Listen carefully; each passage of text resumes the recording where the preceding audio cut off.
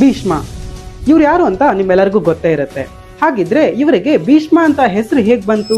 ಹಾಗೆ ಇಚ್ಛಾಮರಣದ ವರವನ್ನ ಯಾರಿಂದ ಪಡ್ಕೋತಾರೆ ತಿಳ್ಕೊಬೇಕಾ? ಅದಕ್ಕೂ ಮುಂಚೆ ನೀವೊಂದು ಕೆಲಸ ಮಾಡಬೇಕು. ಯಾರೆಲ್ಲ ಈ ಚಾನಲ್ ಇನ್ನೂ ಸಬ್ಸ್ಕ್ರೈಬ್ ಮಾಡ್ಕೊಂಡಿಲ್ವೋ ಮಾಡ್ಕೊಳ್ಳಿ. ವಿಡಿಯೋ ಇಷ್ಟ ಆದರೆ ಲೈಕ್ ಮಾಡೋದನ್ನ ಮಾತ್ರ ಮರಿಬೇಡಿ. ಹಾಗೆ ನಿಮ್ಮ ಫ್ರೆಂಡ್ಸ್ಗೂ ಶೇರ್ ಮಾಡಿ.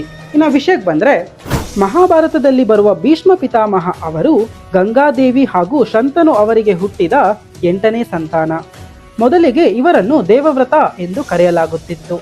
ನಂತರ ತನ್ನ ತಂದೆ ಶಂತನು ಸತ್ಯವತಿಯನ್ನು ವಿವಾಹವಾಗಲು ಸಾಧ್ಯವಾಗುವಂತೆ ಮಾಡಲು ತನ್ನ ಜೀವನ ಪೂರ್ತಿ ಬ್ರಹ್ಮಚರ್ಯ ವ್ರತವನ್ನ ಸ್ವೀಕರಿಸಿದನು.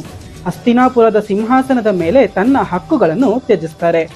ಇಂತಹ ಭಯಾನಕ ಪ್ರತಿಜ್ಞೆಯನ್ನು ಭೀಷ್ಮ ಪ್ರತಿಜ್ಞೆ ಎಂದು ಕರೆಯಲಾಗುತ್ತದೆ. ಇದೇ ಕಾರಣಕ್ಕೆ ದೇವವ್ರತನು ಭೀಷ್ಮ ಎಂದು ಪ್ರಸಿದ್ಧನಾಗ್ತಾನೆ. ಈ ಮಹತ್ತರ ತ್ಯಾಗದಿಂದ ತನ್ನ ತಂದೆ ಶಂತನು ಇಚ್ಛಾಮರಣದ ವರವನ್ನ ನೀಡ್ತಾರೆ. ಅಂದರೆ ತನ್ನ ಇಚ್ಛೆಯಂತೆ ಯಾವಾಗ ಬೇಕಾದರೂ ಮರಣವನ್ನು ಸ್ವೀಕರಿಸುವ ಶಕ್ತಿಯನ್ನು ಅವನು ವರವಾಗಿ ಪಡೆಯುತ್ತಾನೆ.